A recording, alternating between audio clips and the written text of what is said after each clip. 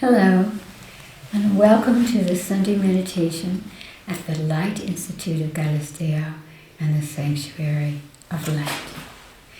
For those of you who are joining us for the first time, we divide our meditation into 3 parts, and we begin with our divine higher self, so that when we sit in meditation, the energy of our higher self helps to calm us, helps to center us, helps to expand our consciousness. And so we ask the higher self to take form, we draw it into our body, and we sit in meditation. I'll make a little sound so that you can push the button and sit in meditation for as long as you like.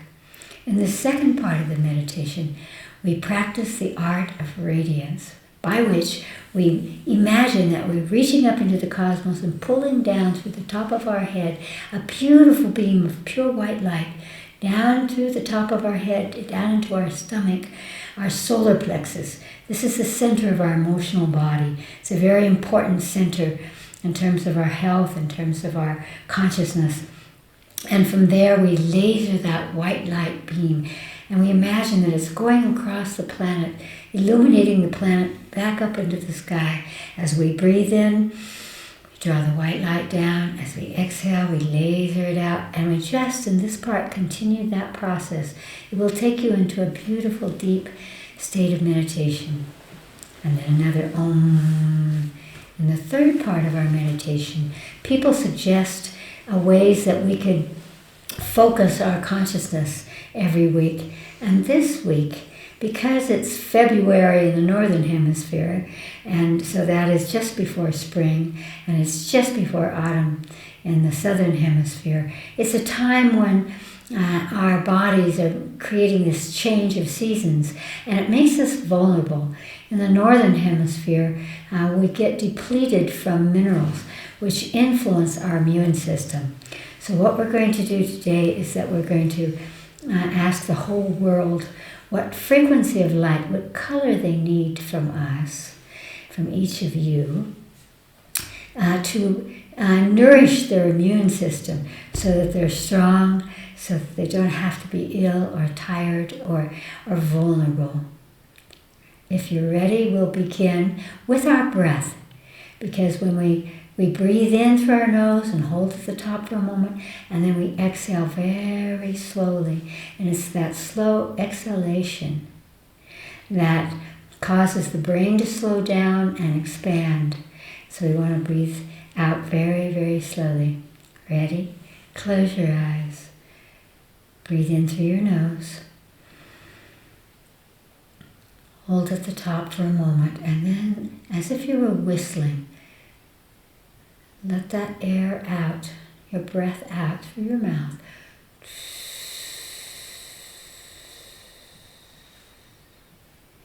And once again, breathe in through your nose.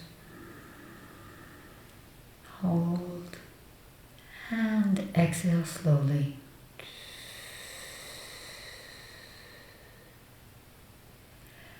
Ask your higher self. It's the intuitive essence of your soul. It's your own inner voice. Ask it to take form for you. It could be any form at this moment. A being, a light, a tree, an animal, an equation. Just take the first form that your higher self extends to you.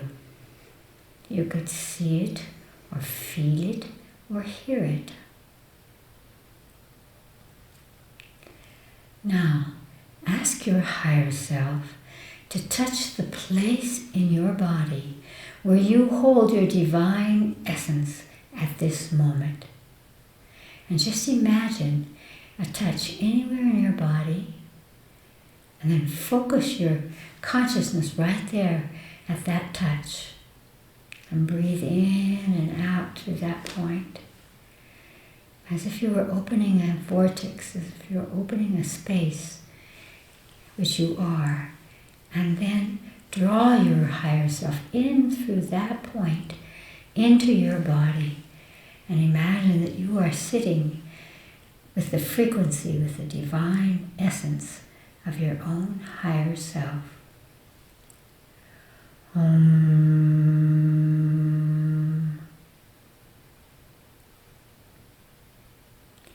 Breathe deeply into your body and lift your consciousness up into the cosmos and imagine a beautiful, pure beam of white light coming down. Feel it come through the top of your head, down into your stomach, your solar plexus, and from there, as you exhale, imagine that you're lasering this beautiful white light across the planet, illuminating the planet, and back out into the cosmos. Breathe it down and exhale it out. And just continue this process of drawing the light down through you, out through the planet and back up into the cosmos. It will bring you into a very peaceful state.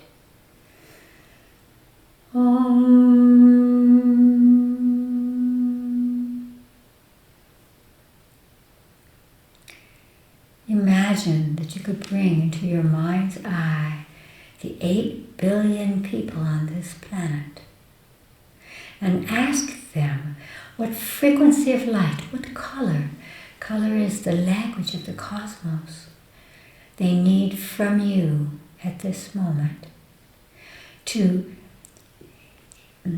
strengthen their immune systems so that they're strong and they're not vulnerable, they're healthy, and they have the energy to reach out into the world, into their lives, and into the world. So ask now, what color do you need from me to protect and strengthen your immune system?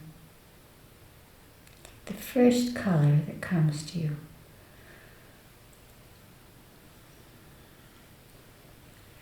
Reach up into the cosmos and draw exactly that color down as you did before, through the top of your head, into your solar plexus, and laser that beautiful beam of light out to humanity, and feel that it just continues to flow into them from the cosmos through you. And then as it enters, imagine that that beam of light is healing the vulnerability, is strengthening the immune system, is protecting all of humanity within their bodies. Just keep that light flowing, that color flowing. It could change as you send it, because once they receive a frequency of light, they may call for the next color. So if it changes color, pull that color in from the cosmos and laser it out to humanity. And as you do, just follow the light and imagine a shift, that humanity is suddenly stronger, immune systems are intact, protecting and guiding, supporting us.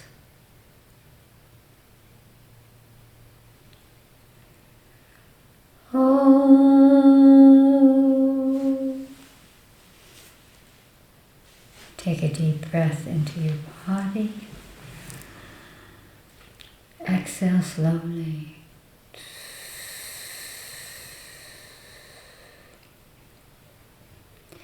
And open your eyes. Wonderful. We have a second part to our meditation that I so love. It's called Knowings, and people from around the world send in questions that they would like for us to converse about, to uplift and illuminating ourselves and everyone else. So Alison will tell us the questions that have come today. Alison? Excuse me, the first question is from Tel Aviv, Israel. Is there a way to clean the immense negativity that is being poured into the ethers around Earth from what is happening on the planet right now, from wars, politics, and natural disasters?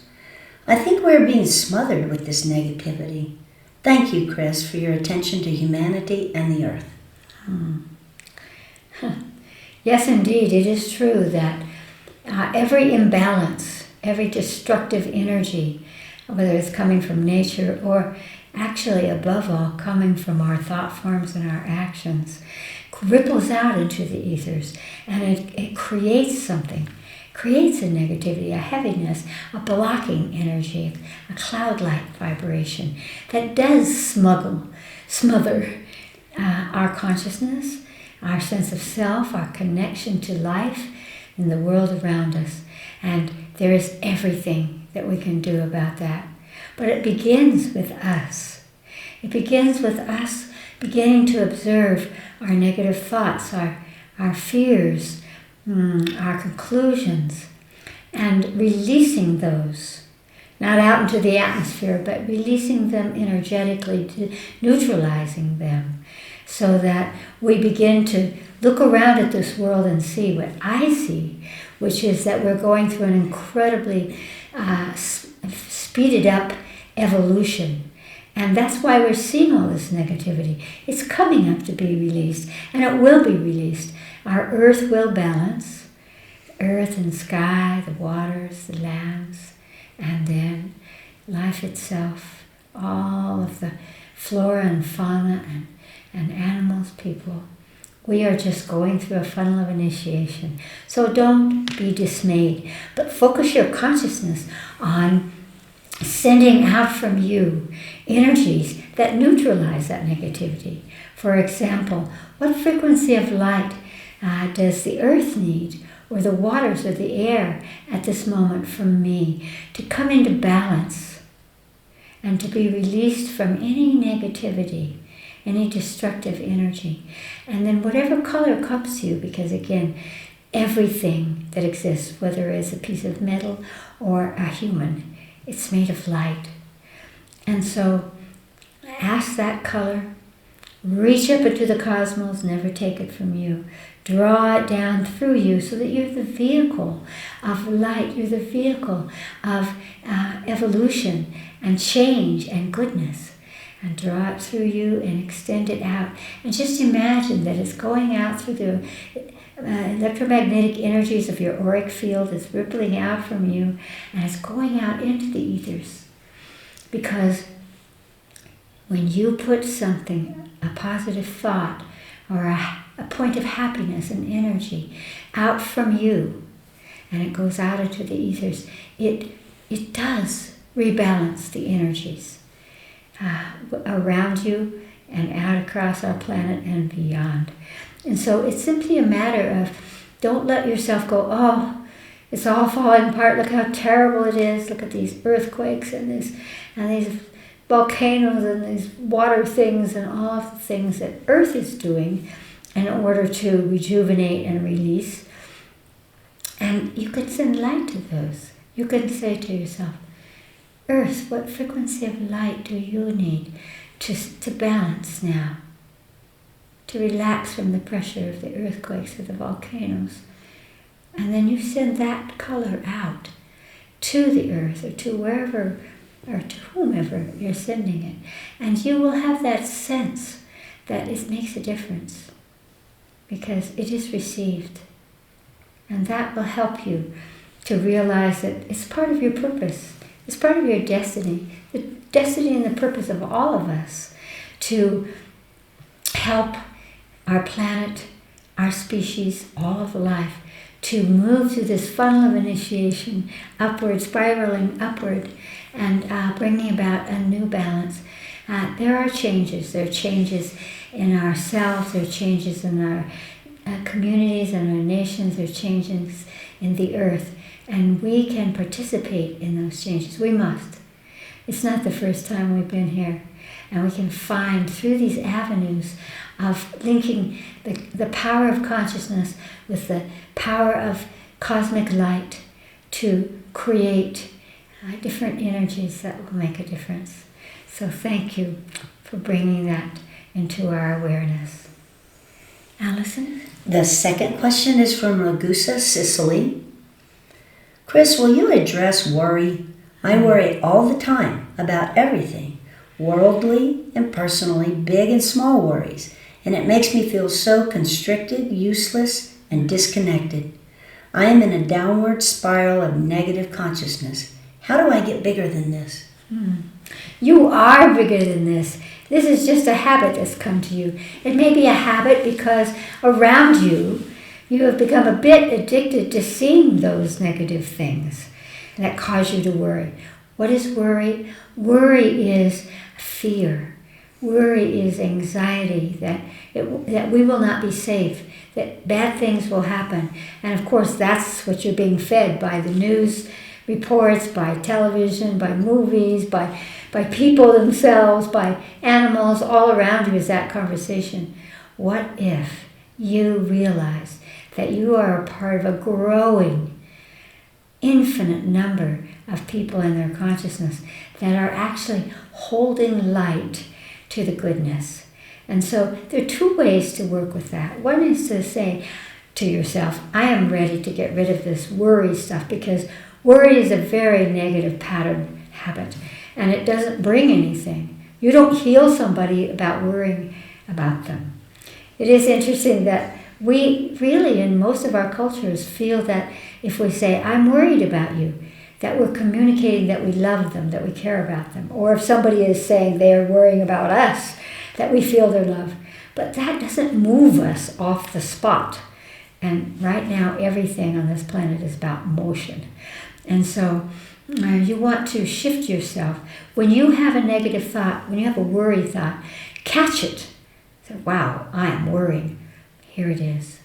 Where am I holding that worry energy? It's just an energy in my body. Imagine that your body answers you. You might see or hear or feel the place of that worry. Bring your conscious awareness into that place and ask it, what color do you need to be released?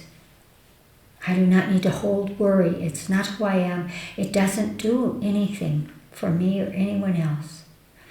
And take that first color that comes into your consciousness and suck it into that place in your body and feel the power of light just washing it out, because you have made a decision that says, I'm not going to live my life in worry, because it isn't healing, it doesn't nourish, and it's not who you are. It's not your purpose. And then the flip side of that is, where am I holding the sense of safety, the sense of trust, that everything is going as it should, and I can be a part of it by choosing to send out good, positive energies to comfort myself and everyone else. Where am I holding that kind of courage, that kind of sense of self that, again, feels safe? Because if you realize that you're not an accident, you're not really that vulnerable, that you have a purpose here, and that purpose is making choices that support the highest good for yourself and everyone else. So, for example, where am I holding the power to choose the highest good to come, to be a part of the synergy that makes everything grow? And above all, where am I holding a sense of self that is safe? That is safe. And again, wherever that is in your body, bring your awareness to that place and imagine you could prick it open so that that sense of safety, that sense of well-being, make yourself smile. As you smile, you will be releasing into the atmosphere around you, and you can even influence others. Open your eyes and smile, and know that when you smile, the smile itself is putting out a vibration that says everything's okay. Everything's okay. And when you do that, that actually synergistically magnetizes to you experiences and awareness, information, loving vibrations that begin to dissolve the worry away and brings you to be a person that everyone's attracted to, because you are holding a sense that we're good, Things are moving, and we're moving with it, and everything gets higher and higher and better. Why? Because we are participating. It's our purpose here. Great love. Allison. The last question is from Dallas, Texas, in the United States. Do you have a good remedy for rebooting the creative flow when the tank is low? I am completely out of gas. Oh, now there's another one of those statements that's heard around the world, that people feel out of gas and out of creativity. And if ever, with what's going on in the planet, we could trust our creativity and call it forth, this is the moment for that. We have to have motion. We have to change the way we live, to change the way we use our abundance, the way we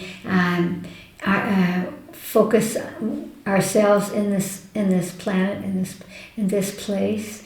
Everything is moving. And so, yes, and I can't think of anything that can make you more tired than having to come up with something or feeling vulnerable that things are happening that you have no control of. Those things are true. On the other hand, we humans are the ones that created what? iPhones, televisions, airplanes, computers. We did it. We have the creativity. So what I would say to you is, get simple. Give yourself a timeout.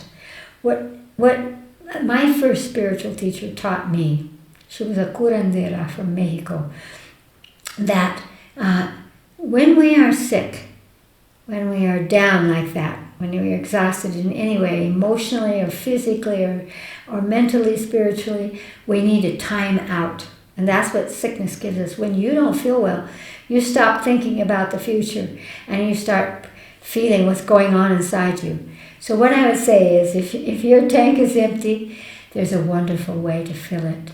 Fill it by motion in your body. Go out into nature. Stop thinking about your work. Give yourself time. This illusion of time that we have on the planet, where you disengage from all of the conversations of the future or what has to be, and play like you did as a child. When you were a child, you weren't thinking of tomorrow. You weren't thinking of what was going to happen if. You were focused on the magic of life. So return to that child, beautiful energy. I would always say, find nature. Even if you live in a big city, go into a flower shop, walk into a garden someplace and smell that, and look around, watch animals, look at the sky. Let yourself relax without the stimulus, the artificial stimulus, but the natural stimulus. And what nature does for us is it just relaxes us and it brings us into the present. You are going to be in nature, whether it's sunny one moment and like in New Mexico, and cloudy the next, raining with the sun shining. We have all those things here. And so it allows us to find a sense of self in nature. And nature is not saying, you better hurry up, you better meet that deadline.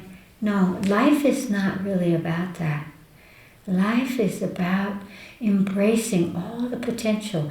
And so if you just feel as if you're receiving, if you go just into a park and look at a tree and say, tree, do you have something to give to me? And then just imagine that the tree is caressing you, embracing you, nourishing you, for example. You will begin to feel better and stronger, and your creativity level is going up. But just as we've been doing in all these other conversations just now, there are what I call exercises in consciousness. For example, closing your eyes, do it now, take a deep breath, and ask your body where it holds the power of creativity, the freshness, the imagination, the freedom to play with an idea or a situation. Where is your body holding that? And wherever you imagine that you might be in the mind of the cell or a different part of your body, go there and imagine that you could prick open that energy where you have creativity, because it has not gone from you. It's there. So if you prick it open and then imagine that you are commanding the vibration of creativity to flow through the trillions of cells of your body, you will sort of wake up from your inertia. And you will feel that energy radiating out from you, out into the world. And the next thing you know, you'll get an idea. This is why sleep is so important. When I sleep at night, I always give a little program for that. I am happy, I am safe. This time is for me. I am going to wake up so creative. And then in the morning, it's all about, I have an idea. Yeah. You don't have to have the tide going out. You can call the tide coming into you and know that, of course, you're a creative being, but you have to think differently. You have to move your perspective around a little bit, and that is best done, as Chinese medicine has said for thousands of years, blood follows qi, qi follows blood, which means move, dance, sing, wiggle, spin, and that will shut off that negative chatter in your mind, and it'll rest you so that you can discover that sitting within inside you were answers and possibilities and opportunities and fun. We are all creative beings. That's why you are here. Trust that, but give it space rather than trying to say, I have to figure something out. No, you don't. If you were sick, you wouldn't be figuring it out. You would just be waiting to get well and maybe taking care of yourself. So take care of the best qualities you have by giving space and focus and play to your own creativity. I send you my support and very great love.